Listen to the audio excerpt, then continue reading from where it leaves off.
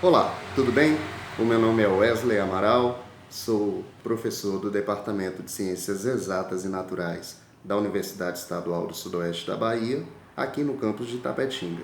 E hoje eu tenho a alegria de falar, embora bem resumidamente, fazer um resumo do resumo de uma matéria veiculada no jornal Dimensão, que é um jornal tradicional aqui da cidade de Itapetinga, que é veiculado também por toda a região há décadas e que traz aqui o escrito de dois professores que também já foram meus professores e hoje colegas de instituição, que são o professor Carlos Bernard e o professor Leonardo Krause, ambos biólogos, ambos doutores. A matéria é intitulada Coronavírus, Evolução Mundial e Possíveis Cenários Locais. Então a gente vai esmiuçar um pouquinho esses dados, mas de uma forma bem resumida, e todos vocês podem acessar essa matéria que foi veiculada no dia 18 de abril no jornal Dimensão posteriormente. Vamos lá? Antes, porém, eu quero destacar um fator importante. Esses dados consideraram uma população, a população de Itapetinga, estimada em 76 mil pessoas e o número atual de casos confirmados a partir dos dados veiculados pela Prefeitura Municipal de Itapetinga, ou seja, a confirmação com 4 casos confirmados aqui em nossa cidade. Então, a partir desses 4 casos confirmados, a partir de uma população de 76 mil pessoas, eles utilizaram uma ferramenta, um simulador epidemiológico, o Epidemic Calculator, e a partir dessa simulação eles projetaram dados que serão os que nós apresentaremos. Porém, é importante dizer que essas informações refletem, na verdade, uma fotografia do atual momento com esses casos confirmados e com esses parâmetros, essas informações que nós temos acesso nesse momento. Tá certo? Então, se daqui a 10 dias novos dados forem inseridos, novos casos ocorrerem, então as informações elas tendem a variar. Os resultados dessa simulação tendem a variar, né? Então vamos lá. Antes, porém, de começar especificamente, vamos nos situar. Qual é a situação dos casos de Covid-19 no Brasil hoje, atualmente? Nós não sabemos.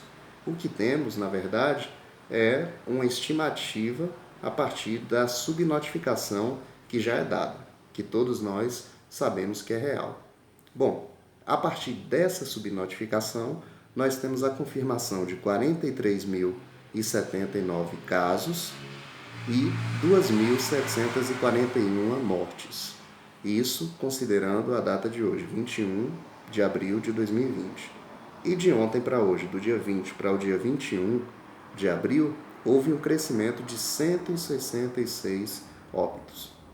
Bom, existem estudos que apresentam uma subnotificação, que trabalham com a perspectiva de uma subnotificação em torno de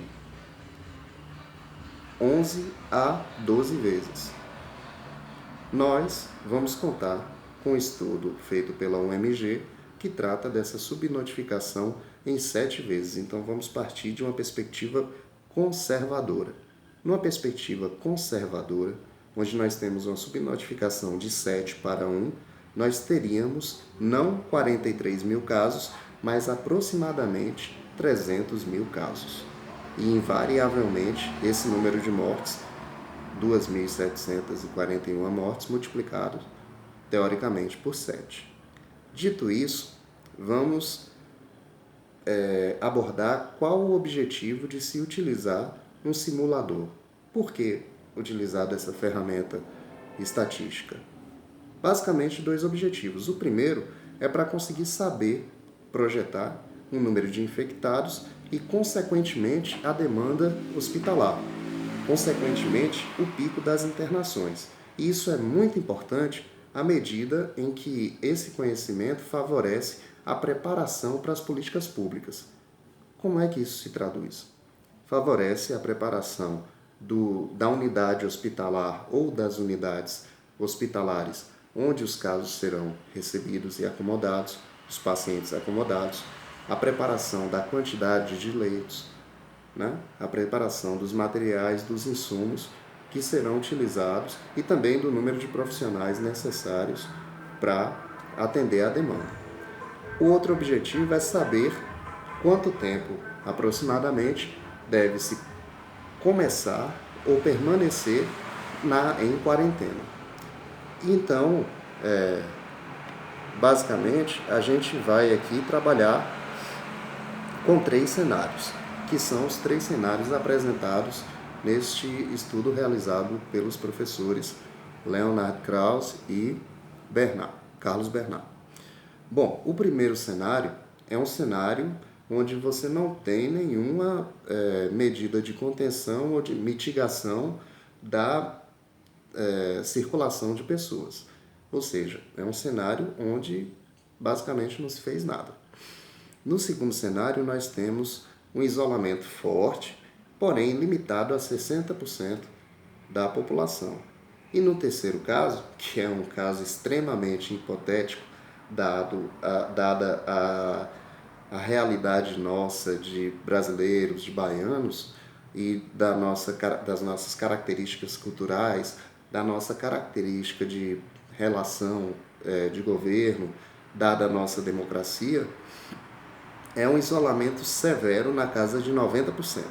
No mundo, esse isolamento severo deu-se na região, na província de Wuhan, na China, onde durante aproximadamente 110 semanas, durante aproximadamente 11 semanas, uma população estimada em 11 milhões de pessoas ficou em isolamento rígido, isolamento total. Pois bem, a partir dessas projeções, o que podemos observar? Num cenário sem medidas de contenção, ou seja, sem medida de mitigação, onde todos podem transitar, exercer seu direito, sua liberdade individual de ir e vir a qualquer momento, para qualquer lugar, onde se permitam aglomerações, onde não se use máscaras, onde não se use luvas, onde não se mantenha uma distância entre as pessoas, o que acontece? A partir desses 4 casos, considerando esses 4 casos vigentes, 110 dias a partir do primeiro caso confirmado, com essa projeção de casos, seria necessário 6.300 leitos hospitalares para atender a demanda. Isso é inviável. 6.300 leitos, será que Salvador tem condição de disponibilizar 6.300 leitos para a população? Imagine 6.300 leitos na realidade de Tapetinga. Me parece que até o momento nós temos algo entre 9 e 11 leitos. A Prefeitura tem trabalhado na perspectiva de conseguir aumentar esse número, mas não chega nem a 1% da quantidade de leitos que seriam necessários a partir da gente abrir mão de todas as medidas de mitigação. No segundo cenário de isolamento forte, porém restrito a 60% da população, o que temos seria a necessidade de 100 leitos hospitalares. Bom, é uma quantidade bem mais próxima da realidade, embora bem distante da possibilidade da quantidade de leitos disponíveis atualmente. Porém, entre 6.300 e 100, a gente já tem uma redução bastante significativa. Contudo, esse relaxamento nesse isolamento de 60% faria com que, uma vez alcançado o pico e mantido uma redução dos casos, a partir do relaxamento dessas medidas, o pico subiria novamente. Então, a necessidade dessa medida de quarentena iria variar no tempo e iria possivelmente ter que ser repetida. Basicamente, o terceiro cenário, que envolve um isolamento severo de 90%, possibilitaria a redução, digamos assim, possibilitaria a erradicação da doença aqui em Itapetinga em 50 dias. Então, se 90% dos 76 mil habitantes, 90% dos 76 mil habitantes ficassem em isolamento social severo, em 50 dias nós poderíamos acabar com a doença em Itapetinga.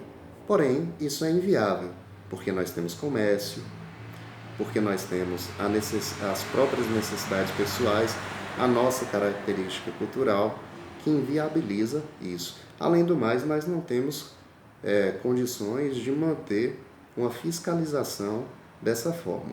Foi possível na China porque a China é a ditadura,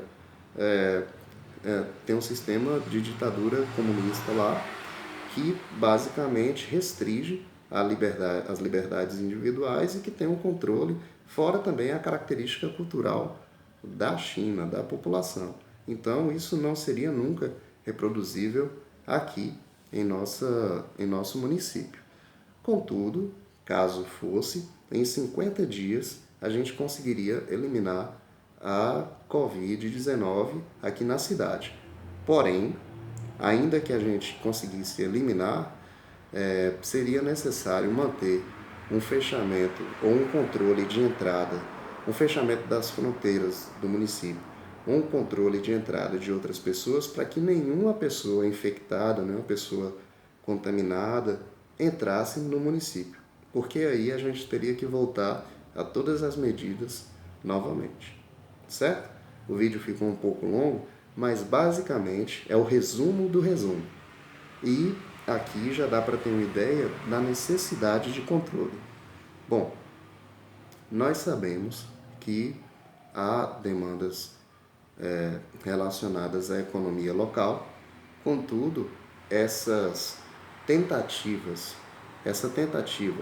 de apresentar simulações para viabilizar as políticas de saúde, as políticas sanitárias, elas são basicamente o que a ciência tende a oferecer.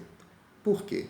Porque é muito mais satisfatório, muito mais importante que nós consigamos prever condições futuras para tomar medidas adequadas do que, na verdade, a gente deixar sem controle algum, que, como nós vimos, causaria um cenário de caos total em nosso município. Por isso, precisamos que todas as pessoas, porque por mais que tenham um controle efetivo da prefeitura, da polícia, seja lá o que for, é importante, na verdade, que a comunidade tome para si a relevância, a necessidade das medidas cautelares, das medidas de prevenção, porque, na verdade, somos nós quem temos que exercer a nossa liberdade, o nosso livre-arbítrio, você pode chamar como quiser, de nos precavermos por nós e pela coletividade, por todas as pessoas. Tá certo? Então, eu sugiro fortemente que vocês leiam a matéria veiculada no Jornal de Menção no dia 18 de abril, né? Que foi escrita pelos ex-professores e hoje colegas Carlos Bernard e Leonard Krause, e se atentem e se informem ainda melhor. Tá certo? Forte abraço e cuidem-se. Tchau!